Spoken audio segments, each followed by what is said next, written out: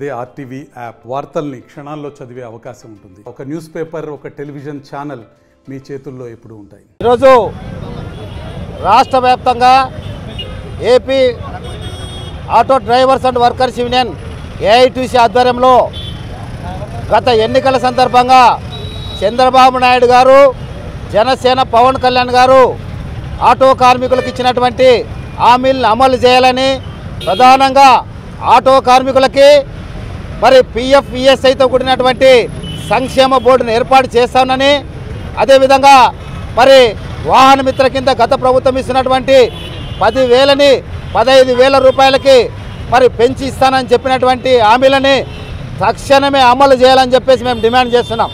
అంతేకాకుండా ఈ GO number 21, 31 వల్ల ఆటో కార్మికులకు సంబంధించినటువంటి పాసింగ్కు సంబంధించి, అదేవిధంగా మరి అనేక రకాలైనటువంటి ఫైన్లకు సంబంధించి మరి విపరీతంగా మరి డబ్బులు పెంచి ఈ జీవోలు తీసుకురావడం జరిగింది. తక్షణమే జీవో నెంబర్ 21, 31 రద్దు చేయాలి.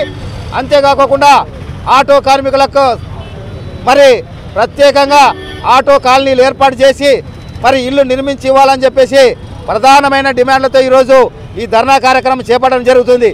మరి మూలిగే నక్కపై తాటికాయ పడినట్టుగా మరి చంద్రబాబు నాయుడు గారు చెప్పినవి చేయకోకుండా కొత్తగా ఈరోజు ఆయన అధికారంలోకి వచ్చిన తర్వాత ఈరోజు మరి హైవేల్లోనే కాకుండా స్థానిక రోడ్లలో కూడా టోల్ గేట్లు పెడతాము, వాటి టోల్ గేట్లకి సంబంధించినటువంటి డబ్బులు వసూలు చేస్తామని మరి ఆటో కార్మికులకి మరింత భారాన్ని మోపే పరిస్థితి ఉంది. అంతేకాకుండా ఈరోజు ఆర్టీఓ కార్యాలయాల్ని ప్రైవేట్ పరం చేస్తామని చెప్పేసి చెప్తున్నారు.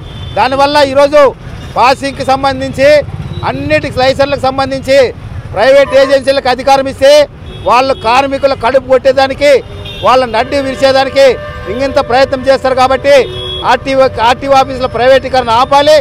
అదేవిధంగా మరి సంక్షేమ బోర్డు ఏర్పాటు చేయాలని చెప్పేసి డిమాండ్ చేస్తున్నాం. లేని ఏడల భవిష్యత్తులో ఆటో కార్మికులతో రాష్ట్ర వ్యాప్తంగా ఆందోళనకు పూనుకొని మరి ఈ ప్రభుత్వానికి వ్యతిరేకంగా పోరాటాలు నిర్వహిస్తామని చెప్పేసి హెచ్చరిక చేస్తున్నాం. మరిన్ని వీడియోస్ కోసం ఛానల్ ని సబ్స్క్రైబ్ చేయండి. లేటెస్ట్ అప్డేట్స్ కోసం వాట్సాప్ ఛానల్ ని ఫాలో చేయండి. అండ్ లింక్ డిస్క్రిప్షన్ లో ఉంది.